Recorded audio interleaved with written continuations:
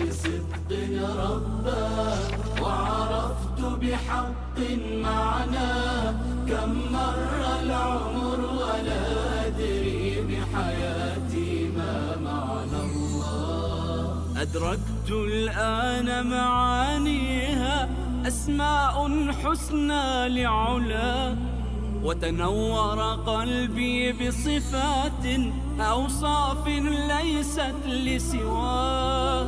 إن مر العمر فمسكين عبد لا يعرف مولاه، ما ذاق حلاوته أبدا من يجهل ربا سواه.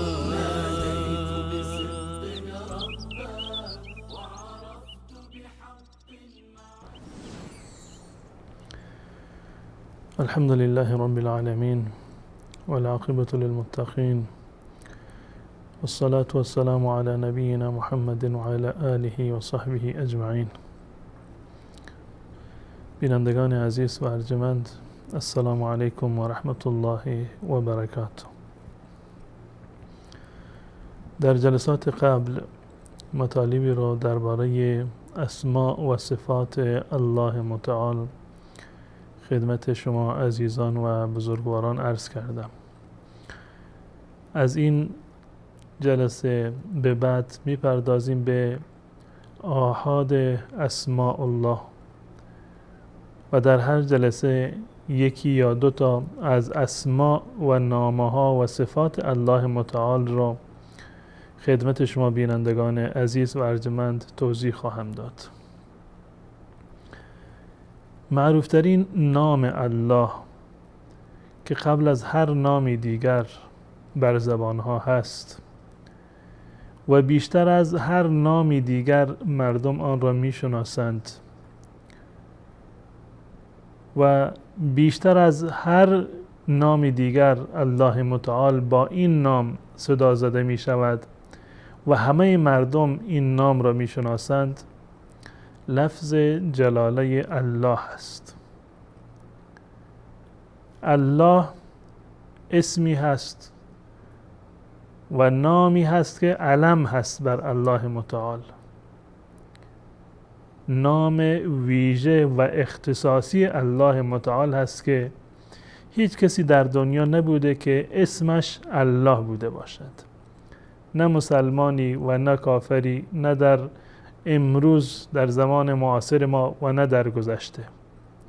الله نام اختصاصی پروردگار من و شما هست.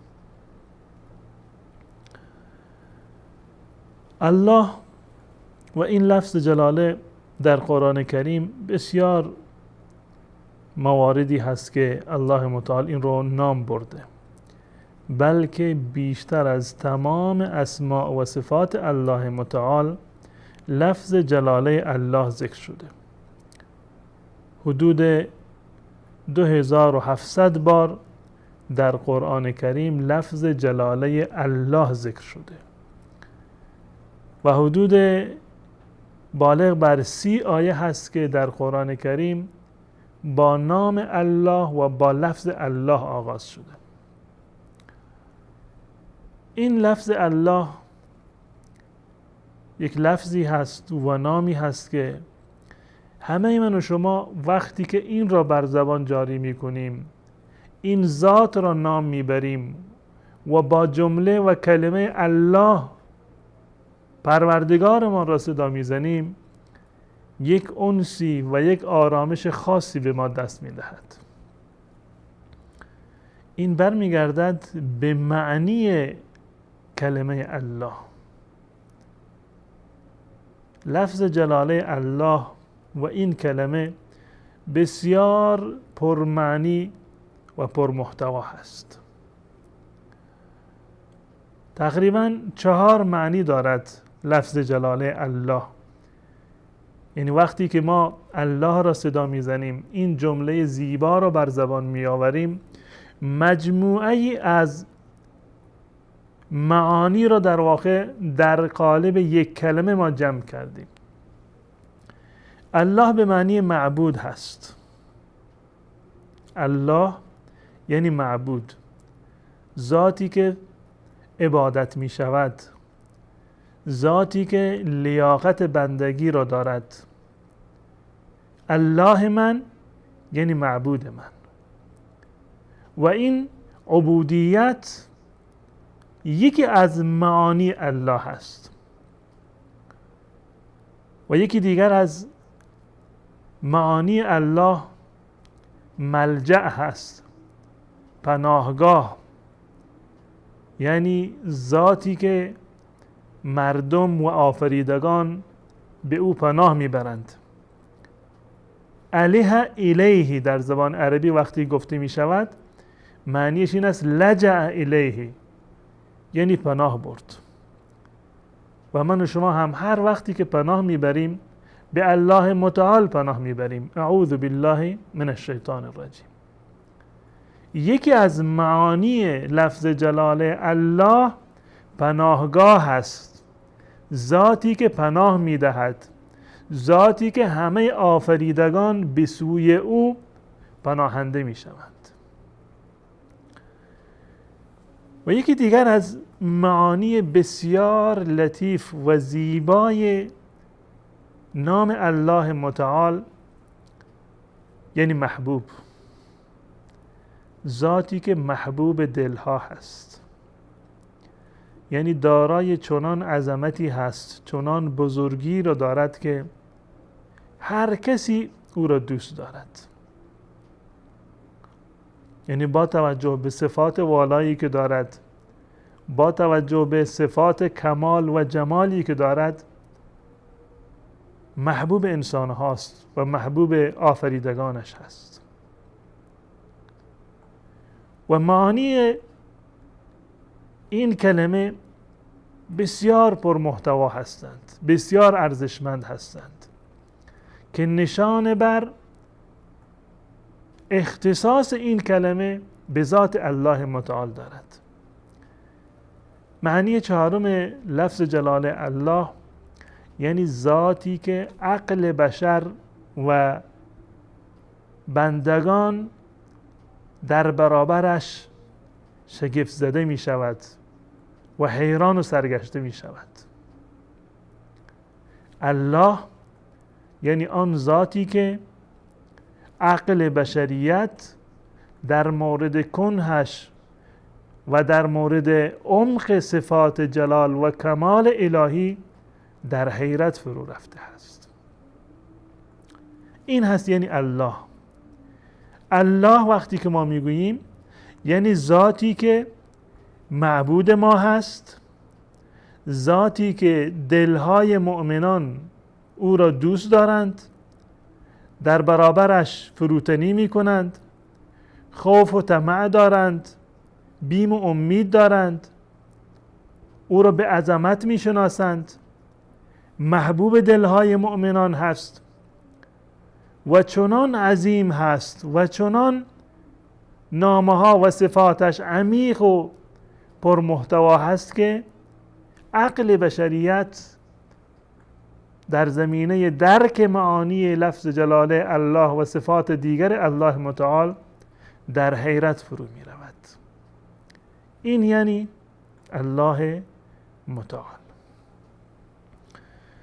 در قرآن کریم آیات متعددی هست که لفظ جلاله الله در آنها به کار برده شده. حدود 2700 جا لفظ جلاله الله متعال به کار برده شده. الله لا اله الا هو الحي القيوم، هو الله الذي لا اله الا هو. در قرآن وقتی که ما نگاه میکنیم میبینیم که الله متعال این نام را ذکر میکند و بعد از آن معرفی میکند که الله کی هست. الله لا اله الا هو الحي القيوم. الله یعنی آن ذاتی که غیر از او معبودی دیگر نیست. هو الله الذي لا اله الا هو در سوره حشر.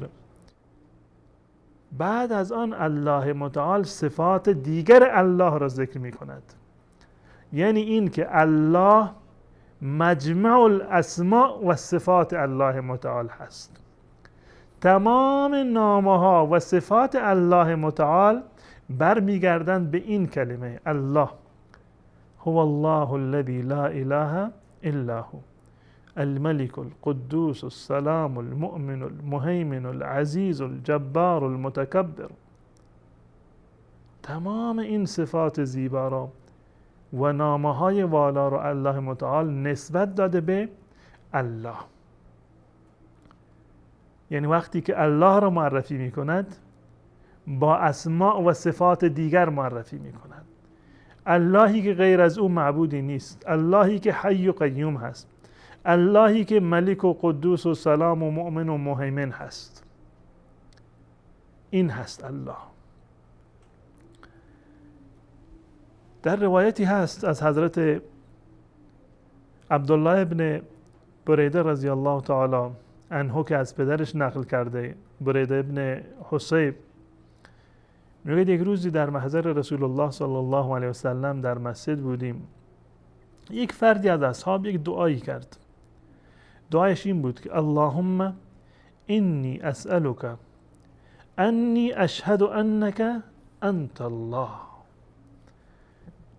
ای معبود من، ای پروردگار من از تو مسئلت دارم با توسل به این که من گواهی میدهم که غیر از تو اللهی و معبودی وجود ندارد. اللهم انی اسألک انی اشهد انک انت الله. اللهم معنیش از یعنی یا الله، یا الله. اللهم یعنی یا الله. یا را حذف کردن و در آخر کلمه الله یک میم اضافه کردن. اللهم. این میمی که در آخر این کلمه هست به معنی یا هست. یعنی این که شما چی بگویید؟ یا الله یا بگویید اللهم. در این دعا آمده که اللهم انی اسألک انی اشهد انک انت الله لا اله الا انت. غیر از تو معبودی دیگر نیست. الاحد الصمد الذي لم يلد ولم يولد ولم يكن له كفوا احد.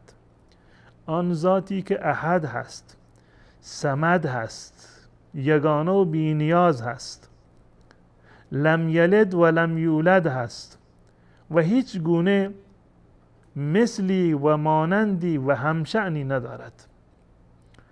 وقتی که این صحابی بزرگوار رسول الله صلی الله علیه و سلم این دعا را با صدای بلند در مسجد خواندند، رسول الله صلی الله علیه و سلم شنیدند. یک جمله زیبا فرمودند رسول الله صلی الله علیه و سلم. فرمودند که لقد سألت الله بالاسم الذي اذا سئل به اعطى و اذا دعی به اجاب. به به، عجب دعایی هست. تو الله متعال را با نامی صدا زدی که هر وقت کسی با این نام صدا بزند و دعا بکند اذا سئل به اعطى، الله متعال اجابت می کند، می دهد. اگر خواسته ات را با این نام از الله متعال بخواهی، با توسل به این نام خواسته ات را برآورده می کند. و اذا دعی به اجاب، وقتی که با این نام فراخوانده بشود اجابت می کند. روایت در سنن ابو داود و ترمذی هست. از این روایت معلوم می شود که الله متعال اسم اعظمی دارد. یعنی از تمام نامه های دیگر الله متعال عظمتش، اباحتش، محبوبیتش نزد الله متعال بیشتر هست. و جالب هست در روایت حضرت عبدالله ابن عمر رضی الله تعالی عنه که در صحیح مسلم هست، رسول الله صلی الله علیه وسلم می‌فرماید که ان احب اسمائکم الی الله عبد الله و عبد الرحمن. محبوب ترین نامه های شما نزد الله متعال عبد الله و عبد الرحمن است. چرا؟ چون که جمله الله، کلمه الله نزد الله متعال بسیار محبوب هست. وقتی که شما اسمتان را میگذارید عبد الله یا عبد الرحمن، این زیباترین نام هست نزد الله متعال و محبوب ترین نام هست. در این روایت هم رسول الله صلی الله علیه وسلم فرمودند که تو این به اون فرد گفت که تو الله را با اسمی صدا زدی که هر کسی صدا بزند اجابتش میکند. این اسم کدام اسم هست؟ اسم اعظم الله متعال. جمهور علما نظرشون بر این است که اسم جلاله الله متعال، لفظ الله، این نام اعظم هست. اسم اعظم الله متعال که هر کسی که با آن دعا بکند همین جمله اللهم یا کلمه الله هست. زیرا وقتی که ما به قرآن کریم برمیگردیم، عرض کردم که حدود 2700 بار در قرآن کریم ذکر شده و حدود 33 آیه با این نام آغاز شده. این دلالت بر محبت دارد و عرض کردم که رسول الله صلی الله علیه وسلم هم فرمودند که محبوب ترین نامه ها آن نامه هایی هستند که در آن لفظ جلاله الله هست، عبدالله، و بعد از آن الرحمن و الرحیم. و غیر از این در تمام روایاتی که در مورد اسم اعظم الله متعال آمده اند که بهترین و معروفترینشون همین حدیث بریدة ابن حسیب هست، در تمام این روایات لفظ جلاله الله آمده. یعنی هر حدیثی که در مورد لفظ اسم اعظم الله متعال هست، این کلمه الله در آن حدیث دیده می شود. و غیر از این دلیل سوم این که این نام جامع ترین نام الله متعال هست. الله متعال وقتی خود را معرفی می کند با این نام ذکر می کند و بقیه صفات را به این نسبت می دهد. اللهی که غیر از اون معبودی نیست، اللهی که حی و قیوم هست، اللهی که ملک و قدوس و سلام و مؤمن و مهیمن هست. یعنی بقیه صفات مرجعشون اسم جلاله الله متعال هست که آن کلمه الله هست. و دلیل دیگر این که تمامی اذکاری که جز محبوب ترین اذکار هستند، محبوب ترین جملات نزد الله متعال هستند، این کلمه الله در آنها هست. سبحان الله، الحمدلله، الله اکبر، لا اله الا الله، لا حول ولا قوة الا بالله. تمام اذکار رو وقتی که نگاه میکنید میبینید که لفظ جلاله الله در اونها وجود داره. تمام اینها دلیل بر این هست که این لفظ و این کلمه اسم اعظم الله متعال هست. غیر از این بیشترین دعایی هم که ما میکنیم میگیم اللهم. یعنی هر کسی عالمی غیر عالمی وقتی که دعا میکند اولین جملهش این است که وقتی دستها را بلند میکند اللهم، با همین کلمه زیبای الله دعا میکند. و این کلمه هست، نامی هست که هم نام ندارد. بقیه نامه های الله متعال بندگان هم نام دارند. رحیم، انسان هایی هستند اسمشون رحیم هست، کریم هست، غفور هست، اما الله هم نام ندارد. لفظ و کلمه اختصاصی الله متعال هست. و غیر از این تمام مردم وقتی که تبرک بجویند در یک کاری با همین کلمه و لفظ جلاله الله هست. وقتی که شما شروع میکنید یک کاری رو میگید بسم الله الرحمن الرحیم. وقتی که حیوانی رو میخواید سر ببرید بسم الله الرحمن الرحیم. وقتی که هر کاری رو که انسان مسلمان انجام میدهد این نام جلاله الله سر زبانش هست. اگر بخواید ذکر بکنید معروف ترین ذکر سبحان الله و الحمدلله و لا اله الا الله. همین نام زیبای الله متعال هست. و غیر از این کلمه به اندازه تلفظش سبک هست و زیبا هست که وقتی که شما الله را صدا میزنید لبهای شما حرکت نمی کند. یعنی بدون این که لب شما حرکت بکند الله الله الله میتونید که الله متعال را صدا بزنید. پس بنابراین لفظ جلاله الله اسم علم هست برای الله متعال، نام اختصاصی الله متعال هست که هیچ انسانی و غیر انسانی به این نام در طول تاریخ نامگذاری نشده و معنی بسیار پرمحتوایی را دارد. یعنی معبودی که پناهگاه انسانها و بندگان هست، همه او را دوست دارند، به عظمتش اعتراف و اقرار دارند و در عظمتش و در کنه صفات و نامهایش و در عمق معنی اسما و صفاتش عقل بشریت در حیرت میماند. پس بنابراین سعی بکنیم که لفظ جلاله الله با اذکاری که در این زمینه آمده، سبحان الله و الحمدلله لا اله الا الله الله اکبر، همیشه ورد زبان ما باشد. اگر دعا میکنیم با جمله اللهم، ای معبود من، ای الله من، همیشه دعا بکنیم. امید هست که الله متعال ما را بیشتر از گذشته معرفت خودش نصیب بفرماید و بتوانیم که الله متعال را در قالب اسماء و صفاتش بیشتر و بهتر بشناسیم تا این که معرفت الله متعال و آرامشی را که لازمه شناخت الله متعال هست در زندگی ما انشاءالله بیشتر باشد. تا برنامه دیگر و نامی دیگر از نامه‌های پروردگارمان شما را به الله متعال می سپارم. السلام علیکم و رحمت الله و برکاته.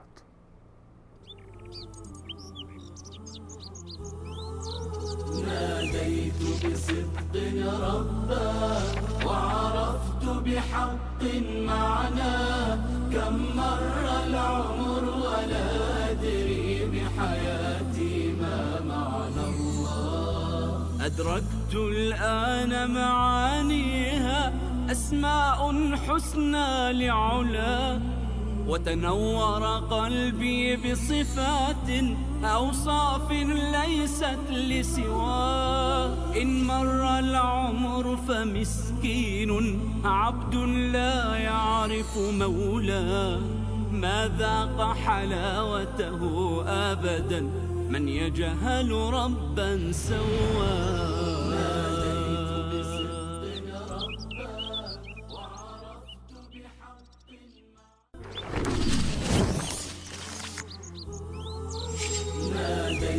بصدق ربا وعرفت بحق معناه كم